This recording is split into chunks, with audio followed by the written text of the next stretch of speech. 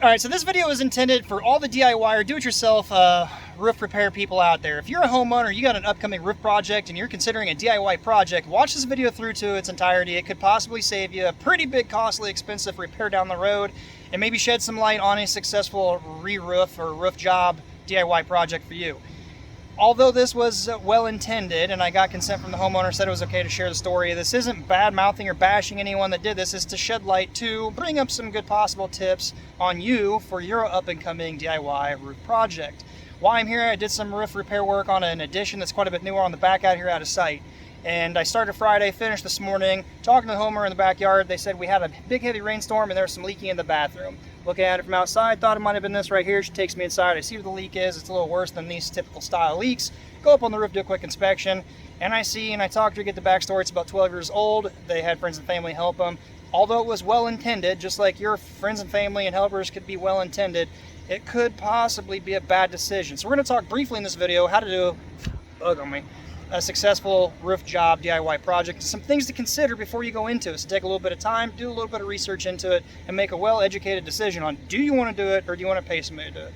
So let's switch camera around and see what we can learn from this bad install job here. As I stated with this, we're going to learn some things with this, the box vents, general nail pattern, what is 3-tab, and why would you want to use 3-tab? Most people are wanting to use 3-tab because you can save a little bit of money, but you need to try to justify the cost of saving a little bit of money for 3-tab versus the difficulty of installing 3-tab. If you've never done 3-tab, and I know I'm going to get the people out there to watch this, the armchair warriors or the weekend warrior, whatever, the commenters down below, yes, you can do 3-tab. You can install it good. It may be easy for you guys that have done it. For those that have never done it, you have a pattern, whether it's a half-tab or a 5-over or other various patterns, they can be very difficult. Based on your roof, if it's extremely cut up, valleys, transitions, hips, and things like that, you got to back down 3-tab. There's a little more involved in it. So you might save $1 or $2 per bundle, $3 to $6 per square, but really consider, is it worth it if you set yourself up for possible issue and failures like this? We're going to go around and get into it right now. There's a particular nail pattern to 3-tab. What is 3-tab? Here's the edge from a factory, from the manufacturer in a package when you open up a shingle. You got 1-tab, 2-tab, 3-tab. There's the other end. Quick overview of nail placement. On the edge, in the middle, just above these keyways here, and on the end, wrap it up. So not this. Let me just peel one up for the sake of the video and show you a warmer one right here. So right here's a good example. Two shingles come together. This is a factory edge. You want to put your nail right there. So going forward, imagine this row not on here. You want it on the end, near that seal strip, so it's pinning down where the seal strip seals the shingle above down, so it's pinned down and fastened down. Then you want to put them here, and to wrap up the shingle there. On top of the nail placement, why I bring that up is because you see all these right here, these are leakers. Over time, those waller out, you got a little hole coming in. It's not just one, it's a lot of them throughout the entire roof, and we'll look at that too. The other thing is the flashing. Flashing you want to dump out onto a shingle, whether it's the visible part or the headlap side. Same with your box vents. If they don't, water's gonna come in and run down. If you have a helper, DIYer helper, that may have had a little bit of experience roofing, but doesn't know to not put these here, and he is either doing this whole section himself, meaning they're all gonna be bad, or worse, if he's leading the helpers and saying this is where it needs to be done, now they're all doing it wrong, and the entire roof is gonna be that way. So keep that in mind. Let's jump over here to this other pipe boot. Look at this here. So this pipe boot here does not appear to be tucked right, also hence the tar around it. You can see in the keyway here, there's no flashing flange, so it's under this shingle. This shingle here, I don't know, even if it is, it's not on this one, so it's gonna be under this one. So here's the shingle, the headlap side, and that little top part there. Chances are it's short and water's coming in under your roof layer, solely relying on the caulking not to get under there in the first place. Keep in mind the nail pattern, that's not good, and they're scattered everywhere. You can see they're close to these areas. So they're obviously installed bad. The homeowner also said in a heavy rain they get water coming in below their power fan in their garage attic area here.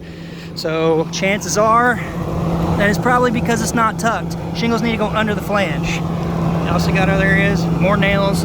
Over time those waller out and they're gonna cause a leak dripping in.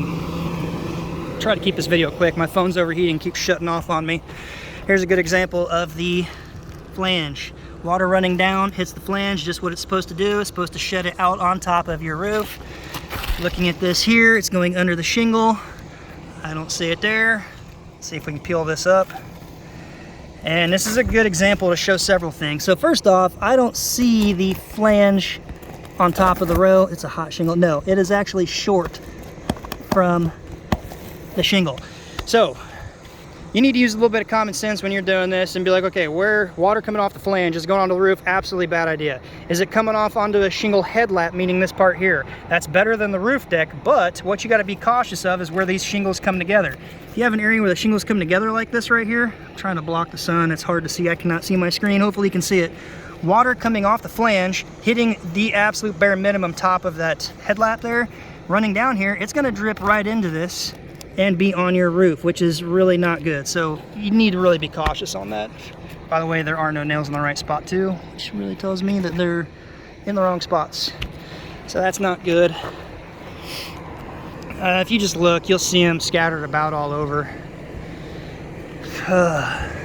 Getting hot. Phone's about to shut off again. Wall flashing, that's another common mix up with the do-it-yourselfers. Look up some videos. And again, as I stated earlier, use some common sense. Unfortunately, the roofing industry is plagued with bad quality videos out there. That's why I'm trying to do this and share with you. But just because it's on the internet doesn't mean it's true. Like that classic video from back in the day, oh, I saw it on the internet, it must be true. No, use some common sense with it. Let's go back and learn something from this wall. This does not appear to be step flash, and I would strongly encourage using step flashing. I don't see any flashing here. Notorious solid piece. Back in the day, the old schoolers would just bend a continuous piece of metal, and that was fine. It can work, can be done, but there's better ways. Step flash. Every step of the way is a new piece of step flash. Shingle step, shingle step, shingle step. It's a lot easier, a lot better. If you do a solid coil stock, what you need to do is keep a small distance out and a thick bead of sealer all the way up. More importantly, where that bead of sealer is, you need to keep your nails away from the wall on the outside of your seal strip of the sealer you put in there, because water coming down this corner is going to get onto the metal, and if it's getting into your nails, it's going to rust them out and have a penetration or a little hole to get through. The other thing I will state too, also, you need to dog ear your top corner tabs. So if this is the top of your your shingle and that underlying side you can't see, you need to put a little nipped 45 so water coming down catches it and runs back down the corner and stays in between the corner of the bend and your sealed line you put down there. Otherwise it could catch a top corner at a 90 and run horizontally down and get into areas. So just keep that in mind. Let's jump over another area because it is hot.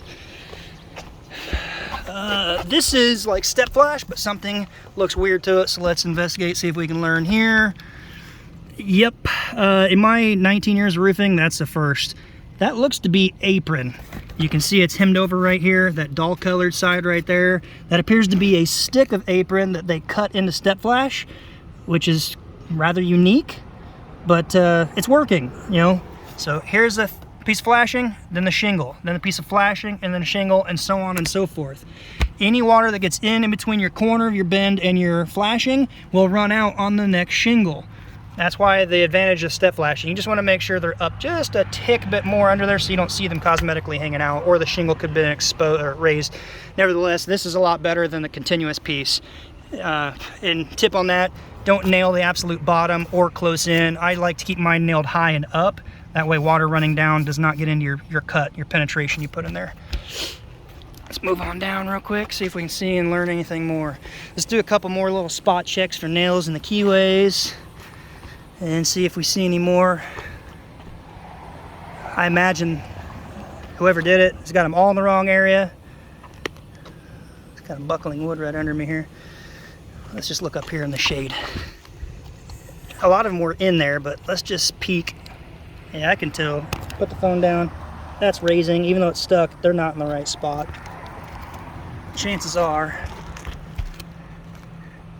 I don't want to tear a lot of these loose, but yeah, nail placement's bad. All right, enough of nail placement. You have to watch some basics on the nail placement. Let's jump up to this other.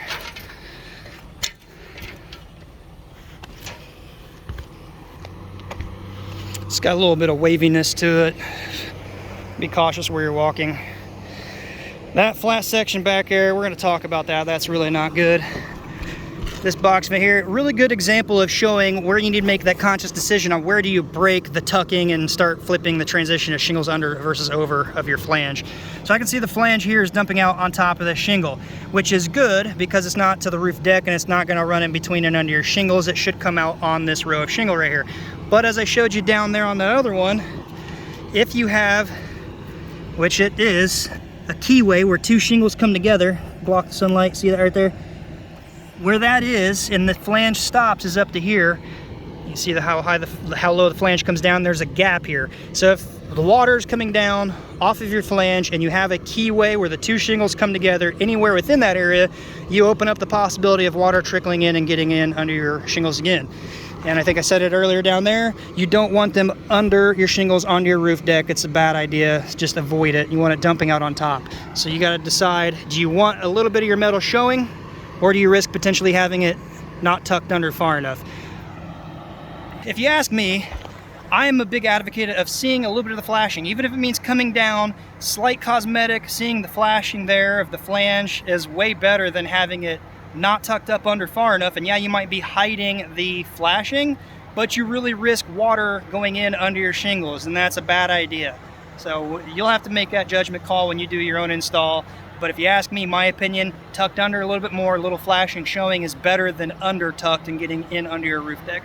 Gotta wrap up pretty quick. My phone is gonna shut off on me if it gets too hot. So low slope, this is a really bad material choice. I don't know if it's leaking. I don't think they said it was, but it's bad.